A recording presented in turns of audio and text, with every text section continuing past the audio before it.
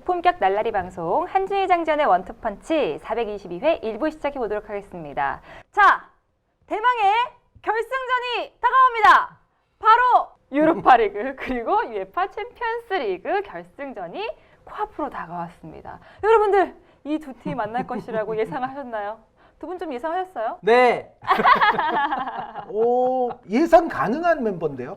라이프치히와 리옹이 4강까지 갈 것이냐, 그거를 대회전에 예측하기란 어렵죠. 그렇죠. 솔직히. 예, 그런데 바이에른 뮌헨 대 파리 생제르맹, 그리고 유로파에서는 뭐 세비야 대 인터밀란, 요거는 뭐 어느 정도 예측할 수는 있다. 물론 이제 인터밀란 같은 경우는 챔피언스리그에 있다가 이제 유로파로 내려갔지만, 인터밀란이 유로파로 내려간 순간부터는 인터밀란도 여기서는 충분히 결승 갈 만한 팀이다라는 생각은 할 수 있었을 것 같아요. 네, 그렇지만 여러분들 결승의 승자는 누가 될지는 아무도 모릅니다. 그렇기 때문에 저희 원투펀치에서는 이제 이 두 경기의 프리뷰를 할 거예요. 첫 번째부터 시작을 해보도록 하겠습니다. 유로파리그가 먼저 하기 때문에 유로파부터 진행을 할 텐데 세비야 대 인터밀란이 만났어요. 세비야가 지금 유로파리그 우승만 5회로 최다 우승팀이고 인터밀란은 22년 만에 유로파리그 정상에 올라서면서 통산 4회 우승을 노리거든요. 세비야는 뭐 팬들 아시다시피 2000년대 이후에 결승 가면 다 우승. 그러니까요. 네. 유로파리그의 장인이라고 하죠. 그만큼 유로파리그 DNA가 엄청난 팀입니다. 세비야는. 결국은 여기까지 왔어요. 그런데 이 매치업은 지금 이제 외국의 또 제가 좋아하는 여러 평론가들의 평에 의하면 저도 이제 그런 평가에 좀 동의를 하기 때문에 드리는 건데, 네네. 지금 나타나 있는 두 팀의 어떤 액면가 상황만 봤을 때는 오히려 세비야가 인터밀란에게 약간 도전하는 느낌이 있다. 맞아요. 그러니까 외국에서의 판단은 한 6대4 정도로는 그래도 인터밀란이 조금 우세한 경기라는 얘기들을 많이 해요. 그런데 그 이유가 기본적으로 뭐냐면 두 팀이 모두 일단 지금 수비가 견고합니다.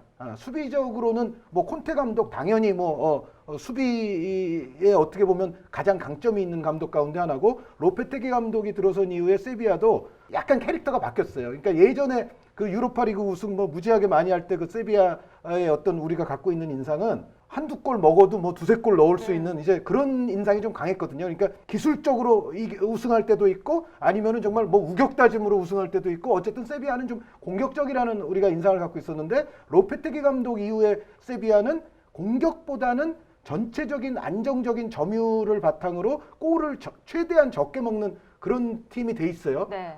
그런데 이 두 팀은 그럼 이제 수비적으로는 둘 다 지금 큰 소리 칠 수 있을 만한 어떤 수비력을 보여주고 있는데, 문제는 득점력이 인터밀란이 한 수 위입니다. 그거는 그렇죠. 이제 라우타로 마르티네스, 그리고 지금 10경기 연속 유로파리그에서 골을 넣고 있는 아주 기록적인 행진의 로멜루 루카쿠 선수. 이 앞선에 배치되어 있는 이 투톱의 위력이 세비야의 앞선보다는 누가 보더라도 이건 확연히 좀 좋아 보여요. 그래서 두 팀 모두가 좀 팽팽하고 골을 잘 안 먹는 흐름으로 경기는 진행이 될 가능성이 있지만, 거기서 그래도 골을 먼저 터뜨릴 수 있는 파괴력을 지닌 쪽은 인터밀란 아닐까라는 생각들을 많이 하기 때문에 지금 인터밀란의 근소 우세 쪽으로 보는 평론가들이 현재로서는 많습니다.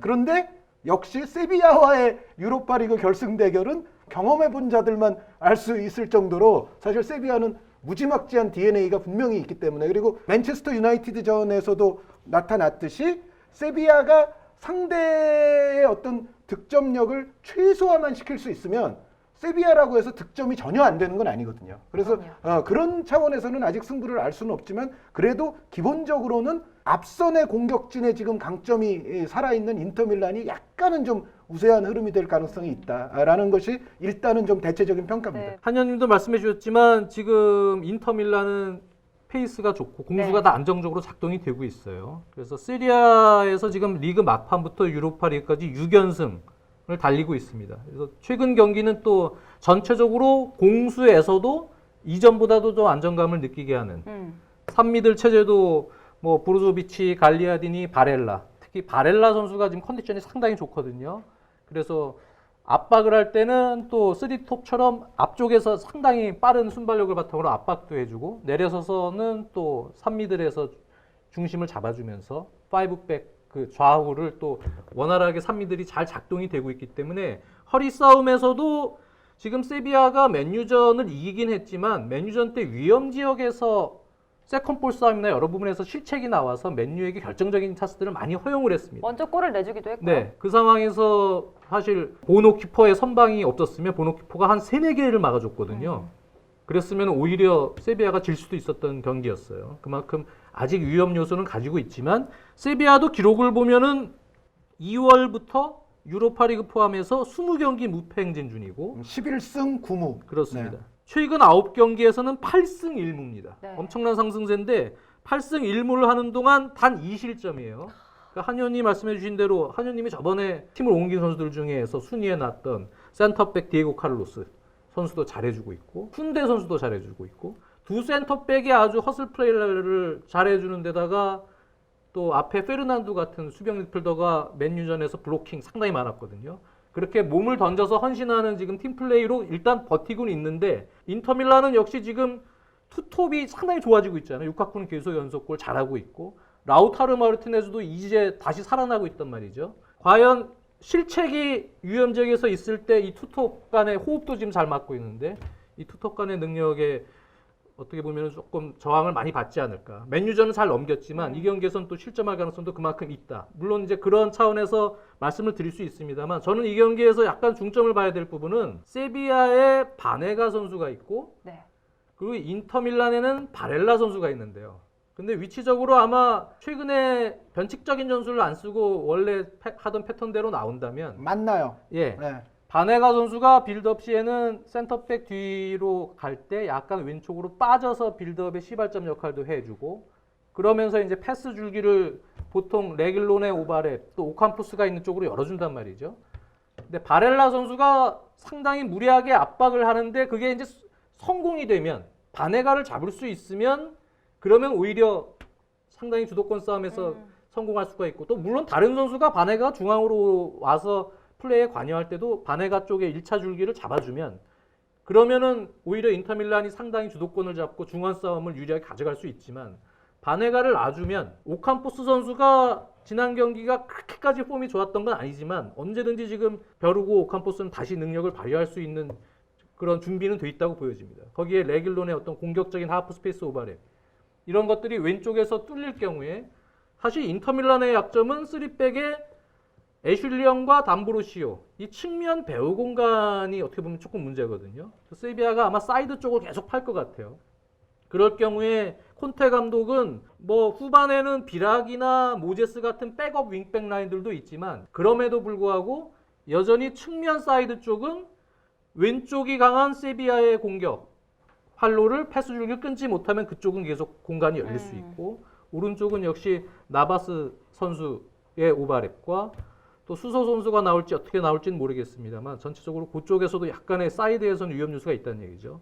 물론 최전방에서 마무리를 짓는 결정력은 제가 보면 현재의 폼은 인터밀란이 한 수 위입니다. 그리고 허리라인에서도 노련미나 이런 부분은 지금 인터밀란이 조금 우위에 있고 네. 오히려 벤치에는 또 에릭센 선수나 산체스 또 선수. 센시 선수도 있고 공격진에 산체스도 있거든요. 그래서 백업 멤버나 전체적인 현재 팀 구성을 봤을 때는 인터밀란이 한유님이 얘기했던 것처럼 조금 유리한 것만은 맞지만 하지만 세비야가 중원 싸움 또 압박 이런 부분들을 초반에 잘 장악을 해서 갈 수 있으면 콘테 감독의 그러한 배후 공간, 측면 배후 공간이 상당히 불리하게 작용이 되면서 그쪽에서 공간이 노출이 되고 세비야가 충분히 유로파리그 DNA를 발휘할 가능성도 여전히 남아있다. 네. 근데 종합적으로 보면은 저도 사실은 이번만큼은 인터밀란이 조금 유리하다고 보여지긴 합니다. 저는 이 경기에서의 최대의 전술적 싸움이 일어나는 곳은 결국은 세비야의 왼쪽, 인터밀란의 오른쪽이라고 생각을 해요. 그러니까 장 의원님 말씀이 맞습니다. 그러니까 뭐냐면 조한 조르단 그리고 페르난두, 바네가 이렇게 이제 3미드를 배치할 때 바네가 선수가 왼쪽으로 가거든요. 네. 그리고 이쪽은 이제 갈리아르디니, 브로조비치, 니콜로 바렐라 이렇게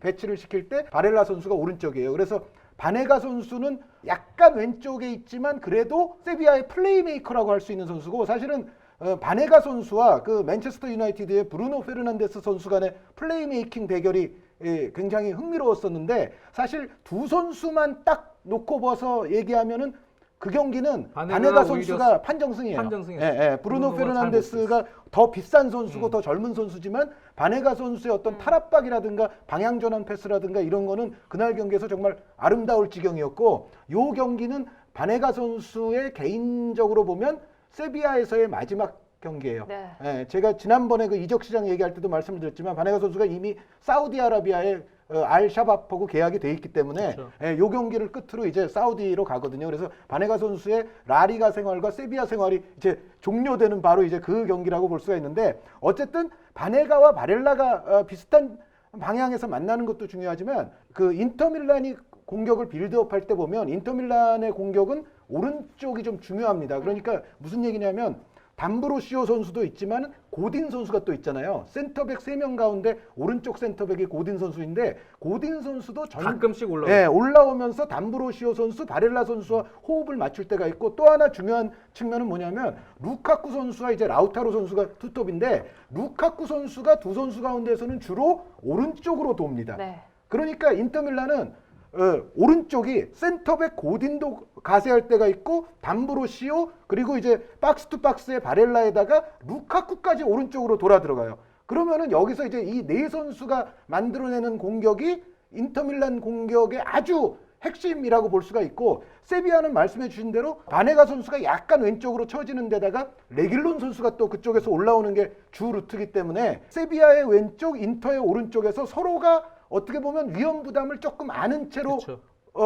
공격과 수비를 이제 교환을 해야 돼요. 그 그래서 싸움 같아요. 예, 그쪽 싸움이 어떻게 되느냐가 굉장히 중요하고, 그리고 아무래도 포워드진이 약간 딸리는 세비야 입장에서는 중원 싸움에서는 그래도 이겨야 되는데, 세비야가 만약에 승리를 한다면 저는 중원 싸움에서 좋으면 세비야가 이길 확률도 있다라고 생각을 해요. 근데 여기서 이제 또 중요한 포인트의 선수가 조한 조르단 선수입니다. 사실은 이 선수가 라리가를 열심히 봐오셨던 분들이 아니라면 조금 덜 유명할 수는 있는데, 아유, 킥도 프리킥도 좋고, 개인기도 있고 박스 박스 킥도 좋고, 능력도 있고. 그리고 좋아요. 침투해서 직접 골을 터뜨릴 수도 네. 있고, 이 선수가 갖고 있는 능력은 사실 인터에서 지금 아주 엄청난 지금 엔진으로서 아주 각광받고 있는 바렐라 선수와 어떻게 보면 유사한 역할을 세비야에서는 조한 조르단 선수가 하고 있죠. 담당한다고 볼 수가 있거든요. 그래서 바네가 선수에게 또 이렇게 인터밀란 미드필드나 수비가 집중이 돼 있을 때 조한 조르단 선수 쪽으로 잘 전환이 일어나게 돼서 조르단 선수의 역량이 발휘되게 되는 순간이 오면 네. 세비야도 충분히 또 할 수 있는 경기가 된다라고 생각을 합니다. 세비야의 왼쪽, 인터의 오른쪽 누가 잘 막고 누가 잘 뚫느냐의 싸움, 그리고 중원 싸움에서 싸움 누가 더 우위를 점하느냐. 중요해요. 그리고 뭐 종합적으로는 역시 실책 싸움이에요. 네, 이 경기는 누가 더 위험 지역 실책을 안 하고 상대 압박을 견뎌서 네. 빌드업 싸움을 이길 수 있느냐. 그리고 마무리에서는 분명히 차이가 나요. 톱 싸움에서는 사실은 인터밀란이 한 수입니다. 네. 루카쿠, 라우타로 마르티네스를 보유한. 근데 이제 이런 큰 경기는 보통은 공격수들이 스트라이커들이 해주는 경우도 있지만 다른 선수들이 득점을 해서 맞아요. 판을 바꾸는 경우가 많기 때문에 단판승이기 때문에 누가 네, 또 히어로가 이런 될지 단판 몰라요. 승부는 진짜 어떻게 될지 모르고, 또 세비야는 항상 결승전 때 이런 분위기에서도 그냥 DNA를 발휘를 하곤 했거든요. 뚜껑 열어봐야 된다고 저는 보여져요. 네. 알겠습니다. 자, 이제 챔피언스리그 결승을 살펴보도록 하겠습니다. 자, 파리 생제르맹 대 FC 바이에른 뮌헨. 이 경기는 파리 생제르맹의 앞선의 선수들이 지금 보여주고 있는 퍼포먼스는 뭐 대단합니다. 대단함을 넘어 이제 위대한 수준으로 가고 있어요. 디마리아 선수도 뭐 엄청나게 준결승전에서 잘해줬고, 여기에 뭐 네이마르 선수는 지금 뭐 계속 뭐 드리블 뭐 신기록을 향해 달려가듯이 정말로 경기 전체를 지배하는 듯한 모습에다가 음바페 선수, 정말 순간의 작은 공간만 있어도 음바페 선수의 스피드는 수비수들을 계속 한탄에 빠뜨리는 이제 그런 플레이들이 나오기 때문에 앞선의 3명의 자원만 보면은 파리 생제르맹이 뭐 충분히 못할 건 없어요. 그런데 역시 이제 전체적인 팀의 어떤 모습, 전체적인 팀의 조직이라든가 또 평균적인 어떤 고른 기량이라든가 이런 부분을 봤을 때는 그래도 바이에른 뮌헨이 한 52%대 48% 정도로 앞서지 않을까라는 게 아마 지금 전체적인 좀 시각이 있을 거예요. 그런데 다만 저는 이제 바이에른 뮌헨 대 이제 바르셀로나 그 2대8 가르마 그러니까요. 경기라고 하는 그 경기를 한윤희 위원님이 골 네. 득점 수까지 제가 이제 중계를 예측을 했었고, 했다는. 이후에 이제 바이에른 뮌헨 대 리옹 경기는 또 장 의원님이 중계를 해주셨잖아요. 네. 그런데 두 경기 토탈에서 봤을 때 바이에른도 조금 문제는 분명히 있었어요. 그러니까 바르셀로나전 같은 경우에도 스코어 차이가 이제 확 벌어지기 시작했을 때부터는 뭐 그때는 이미 바르셀로나는 뭔가 수건을 던진 것 같은 분위기였고 이제 바이에른 뮌헨은 계속 몰아쳤고 그렇게 됐지만 30분까지 스코어가 어느 정도 조금 비슷하게 갈 때가 있었잖아요. 그때의 바이에른 뮌헨을 보면 사실 수비적으로는 조금 문제가 많았어요. 그래서 저도 사실 바이에른 뮌헨 선수들 오늘 수비진에서 특히 이제 집중력이라든가 컨디션이 그렇게 좋아 보이지 않는다는 말씀을 좀 많이 드렸는데 리옹전은 그거에 비하면은 더 이제 수비진의 어떤 위험성이 노출이 많이 됐던 경기였죠. 물론 이제 리옹은 약간 보수적으로 특히 이제 토코 에캄비 선수와 이제 데파이 선수를 활용한 이제 역습을 노리는 상황이었고 바이에른은 기본적으로는 이제 뒷공간을 좀 많이 주는 상황에서 위기가 많이 초래된 것도 있기는 합니다만 전체적인 지금 바이에른 뮌헨 선수들의 어떤 뒷공간을 커버하는 수비라든가 세트 플레이 시의 수비라든가 이런 모습을 보면 큰 스코어 차로 이기고 가니까 뭐 첼시전부터 시작돼서 계속 큰 스코어 차로 이기고 있잖아요. 그러니까 그게 조금 부각이 덜 되는데 사실 바이에른의 지금 수비진은 제가 봤을 때는 뭐 한 7-80% 정도밖에 안 돼 보여요. 그렇다면 파리 생제르맹의 이른바 그 쓰리톱 파리가 네. 자랑하는 여기와 이제 바이에른의 지금 약간 덜 좋아 보이는 수비와 붙었을 때 만약에 파리가 선제골을 먼저 넣고 경기를 시작할 수 있다면 아까 제가 말씀드렸던 바이에른 뮌헨의 근소 우위는 금세 사라질 수도 거죠. 있다. 왜냐하면 만약에 파리가 선제골을 먼저 넣으면 그 순간부터는 그 리옹전에서 나타났던 것처럼 바이에른 뮌헨이 뒷공간 더 주면서 이제 경기가 진행될 확률이 높아지는데 그럴 때 리옹은 최종 결정력에서 문제를 많이 드러냈지만 거기서 이제 역습이 펼쳐졌을 때 저 파리의 쓰리톱은 결정력에 문제가 없을 가능성이 높거든요. 그렇게 되면 이제 바이에른 뮌헨이 오히려 수렁으로 빠져드는 흐름이 되지 말라는 법은 없다. 그러니까 결국 바이에른 뮌헨의 약간의 유리함은 수비진의 컨디션이라든가 수비진의 집중력에서 큰 문제가 일어나지 않았을 때는 바이에른 뮌헨이 그래도 살짝이라도 좀 우세하다고 말할 수가 있는데 만약에 지금 바르셀로나전, 리옹전에서 계속 나타났던 것 같은 수비 문제가 재현이 된다면 파리는 그것을 응징할 수 있는 힘이 있다. 그래서 이 경기는 그렇게 될 경우에는 파리도 충분히 가능성이 있어 보여요. 근데 아마 한지 플릭 감독 입장에서는 그럼에도 불구하고 그냥 전공법을 택할 가능성은 좀 높다고 보여지고요. 하는 대로 하겠죠.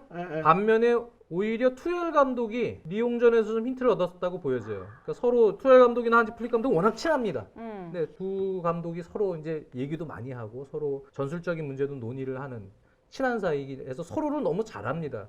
잘 아름에도 불구하고 제가 이번에 투엘 감독이 여러 가지 아는 생각을 하다가 아마 딱 결정을 했을 가능성이 하나 있는 것이 바이에른 뮌헨의 경기를 제가 순차적으로 이렇게 첼시전부터 쭉 봤거든요. 근데 바이에른 뮌헨은 지금 16강 2차전을 치르고 한 경기를 지금 더한 상황이에요. 16강 2차전까지. 파리는 지금 16강을 치르지 않고 8강부터 바로 들어왔습니다. 재개 이후에는. 네. 거기다가 휴식일이 파리가 지금 하루 더 많아요. 근데 바이에른 뮌헨이 지금 빡빡한 일정을 첼시전 16강 2차전이죠. 그부터 해서 지금 연이어 3경기를 치르는 과정을 보면 리커버리가 점점 떨어지는 게 전 눈에 보입니다. 그거는 이제 기본적인 팀 운영 자체가 라인을 상당히 전진시키고 알폰소 데이비스 같은 선수는 공격 시에는 윙어처럼 올려버리거든요. 그 상황에서 한현님도 말씀해 주셨지만 리옹과 같은 정도의 역습으로도 골 기대 수치로 보면 한 3골 정도는 실점할 수 있었어요. 파리였으면 2골은 넣었다고 봅니다. 네, 그 상황에서. 그래서 그만큼 체력이 떨어져 있어요. 바이에른 뮌헨은. 특히 리옹전에 제가 가장 크게 봤던 거는 지금 이 팀이 정상이 아니다. 이기긴 했지만 내용적으로 보면 이거는 지금 리커버리가 안 된다. 또 보아탱 선수는 제가 보면 정상적인 컨디션이 아니거든요. 네. 약간 몸에 이상이 있는 듯한 느낌처럼 봤어요. 보아탱 선수가 최근에 부상이 있었어요. 그러니까요. 있었던 상황에서 다시 나왔었기 때문에도 그렇고 쥘레 선수가 뭐 대신 나올 수도 있습니다. 보아탱 대신에. 하지만 이제 알라바와의 파트너로 쥘레가 나왔을 때는 파리 입장에서는 분명히 리옹전 힌트를 보고 지금 디마리아도 컨디션이 상당히 좋고요.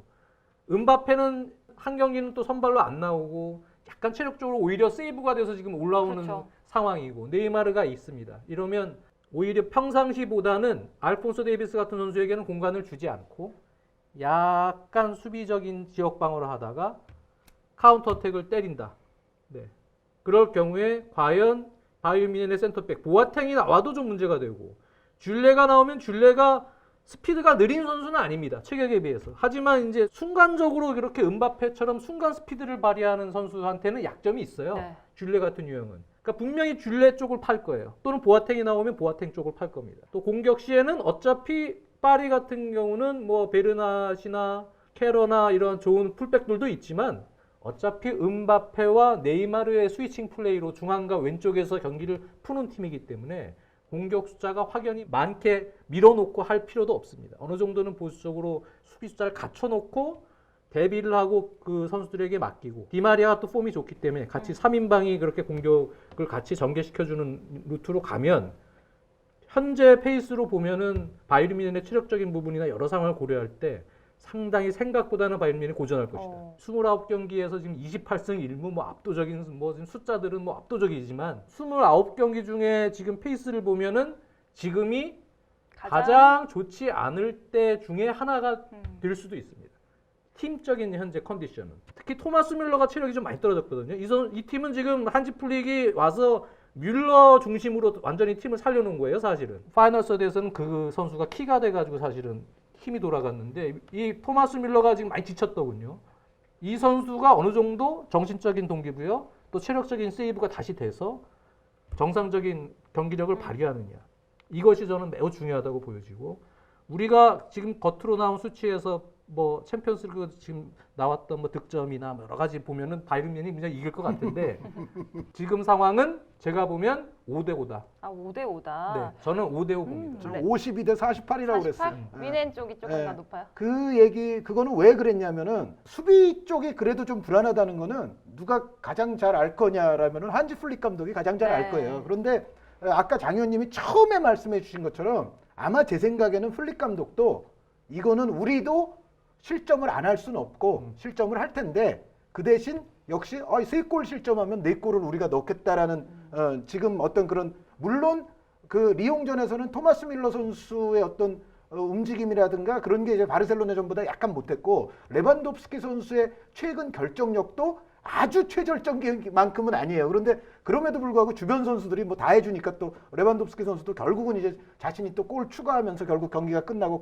하는 그런 상황이 되지만 그럼에도 불구하고 어쨌든 바이에른 뮌헨이 갖고 있는 지금 전체적인 조직과 선수들의 움직임, 원투 패스 플레이, 침투 여러 가지 루트로서 득점이 나올 수 있는 바이에른 뮌헨의 종합적 역량을 고려하면 파리 생제르맹이 골을 넣더라도 바이에른 뮌헨이 실점을 감수하고 결국은 그거를 이제 넘어설 확률이 한 2%는 더 높다고 네. 보는 거예요. 그것 때문에 이제 저는 52대 48 정도로 이제 바이에른 뮌헨의 약간이라도 그래도 우세가 있지 않느냐라는 말씀을 드렸는데 여기에 이제 또 한 가지 파리 생제르맹에 약간의 우려가 있다면 뭐냐면 예전에 그 코로나 사태 재개 이전입니다만 도르트문트와의 경기를 한번 우리가 반추해 볼 필요도 있는데 도르트문트와의 경기에서 예를 들어 1차전 같은 경우에는 투엘 감독이 그때 변칙적으로 변칙적이고 약간 보수적인 운영을 하려고 했었어요. 실패했죠. 그런데 그게 실패했어요. 그러니까 투엘 감독도 약간은 그 과르디올라 감독 같은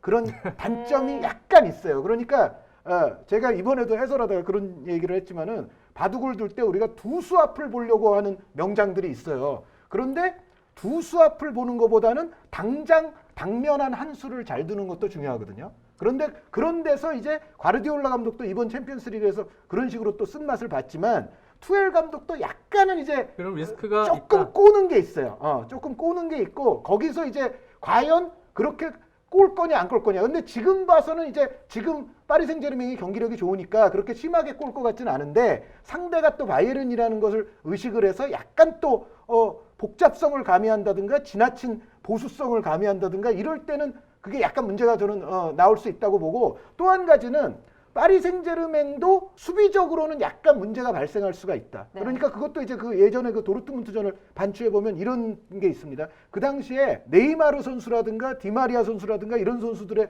수비 가담이 매우 부족했거든요. 바이에른 뮌헨이 뒷공간을 넓게 주니까 파리 생제르맹은 나머지 선수들은 수비로 굳히고 보수적으로 운영을 하면서 앞선에 3명의 공격으로 우리가 끝장을 내겠다 이걸 본다 하더라도 기본적으로 바이에른 뮌헨이 그래도 점유 같은 걸 많이 갖고 갈 공산이 큰데 여기서 네이마르라든가 디마리아 선수가 수비 가담을 영 안 해주는 그런 상황이 벌어지면 중원 이후의 지점부터 바이에른이 완전히 압도를 하면서 계속 가둬놓고 몰아친 결과 바이에른이 먼저 넣어버릴 수도 있어요. 그때는 파리에게도 커다란 문제가 발생하거든요. 그래서 이런 부분들이 파리에게 있어서도 약간의 그 어떤 미지수인 아킬레스건들이 조금 남는다는 생각이 있습니다. 선택의 문제죠. 네. 그러니까 중원 싸움이 결국은 돼야 되는데 감독이 거기서 투엘 감독도 아마 중원 싸움은 정상적으로 갈 거라고 보여져요. 근데 두 팀 모두 어떤 선택을 하느냐.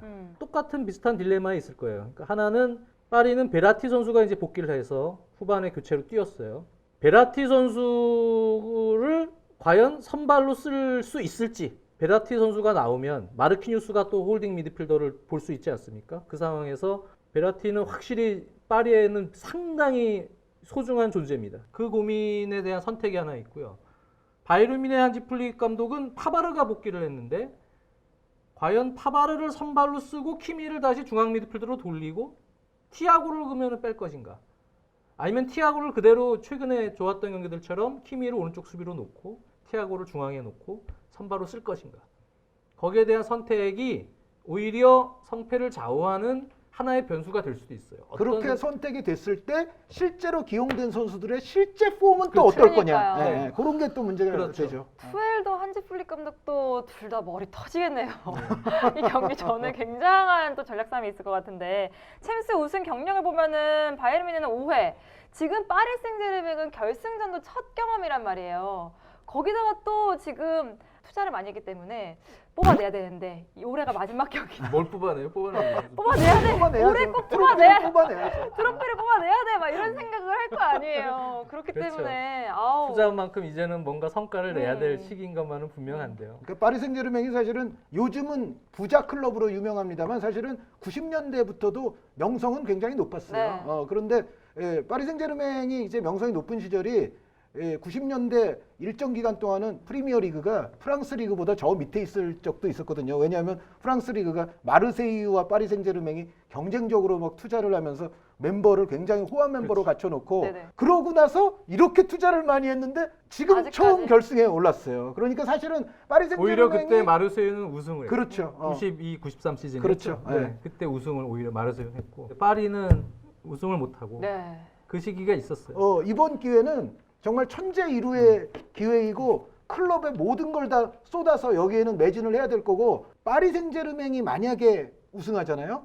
그러면은 5개. 예전에 2008-2009 시즌에 과르디올라 감독 처음 왔을 때 바르셀로나가 바르셀로나가 6관왕을 했었죠. 6관왕 했죠, 6관왕. 네, 트래블 이후에 싹 가져왔어요. 스페인 슈퍼컵, UEFA 슈퍼컵 그리고 클럽 월드컵까지 해서 6관왕을 했었거든요. 근데 파리 생제르맹이 이번에 국내 대회만 3관왕을 이미 했어요. 네. 그러니까 프랑스는 올해로 마지막인데 이제 리그컵이 있어요. 잉글랜드나 마찬가지예요. 그래서 리그컵까지 있었기 때문에 챔피언스 리그를 우승하면 이게 트래블을 넘어서 쿼드러플 그렇죠. 4관왕이 돼요. 여기에 이제 올 시즌은 지금 코로나 때문에 이게 일정이 어떻게 될지는 또 차후의 변수는 약간 생길 수 있습니다만 지금 예정으로는 파리 생제르맹이 마르세유와 프랑스 슈퍼컵을 하게 돼 있고 그리고 아시아 챔피언스 리그도 이제 10월에 뭐 재개된다고 그러는데 그 또 우승팀이 다 대륙별로 결정이 되면 클럽 월드컵이 언제가 될지 모르지만 하게 될 것 같고요. 그리고 UEFA 슈퍼컵도 아마 9월 하순경에는 지금 일단 계획은 돼 있어요.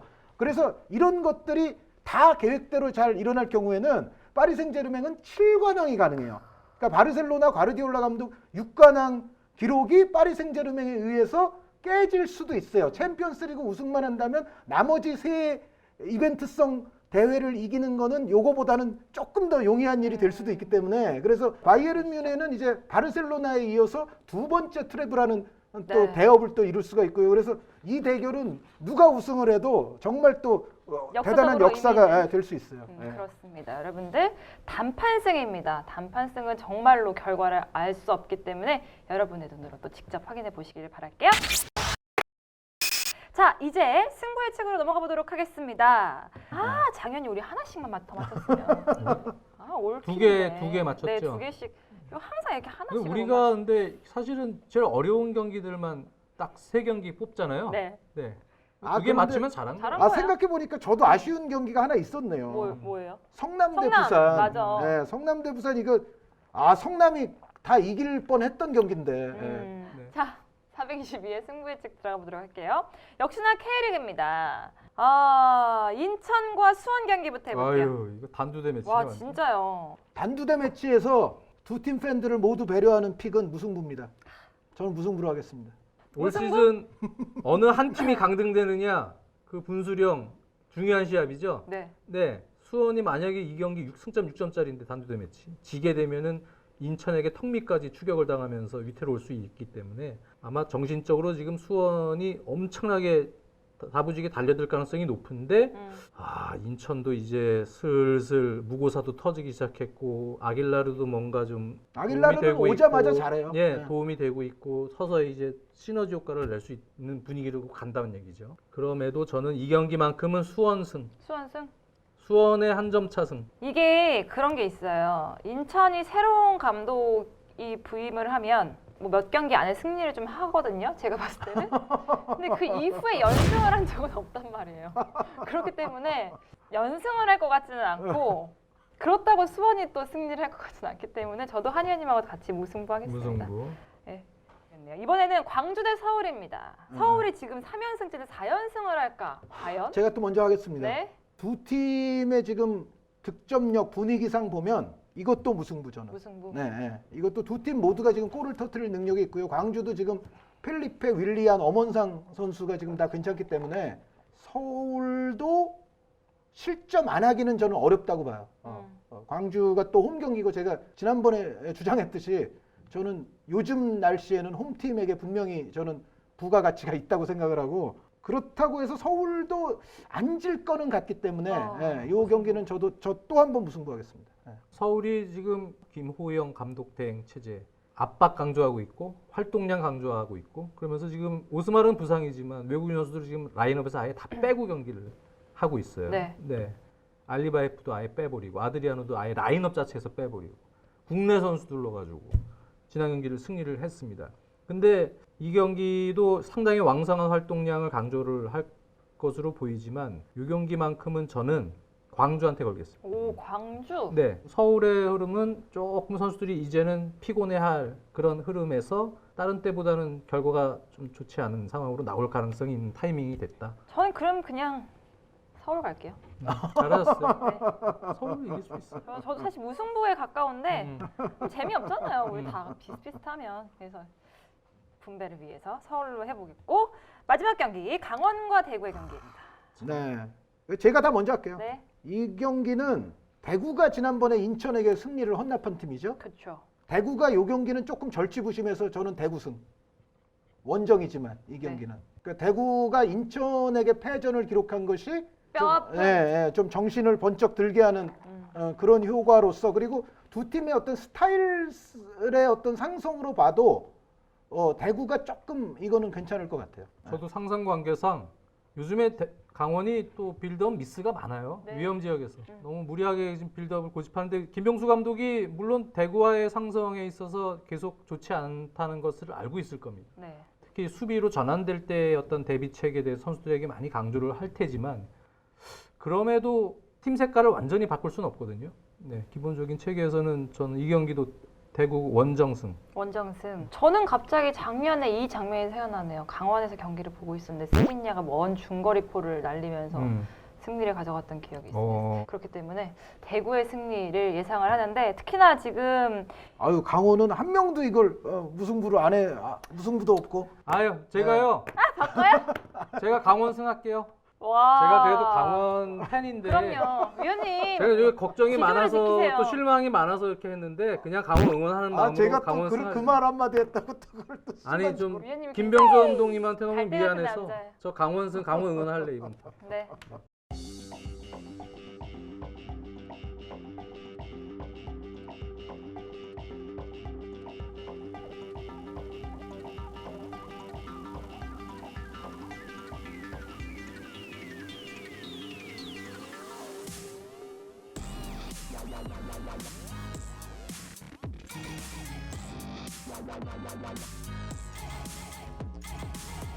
네, 계속해서 여러분들 또 확인해 보시기를 바라겠고요. 또 이게 갑자기 또 무관중이 됐잖아요. 그렇기 때문에 또 안타까운 일이에요. 안타까운 네. 일이에요. 여러분들 또 TV로 많이 응원하시기를 바라겠고 이제 저희는 인사드리도록 하겠습니다. 월요일에 뵙겠습니다.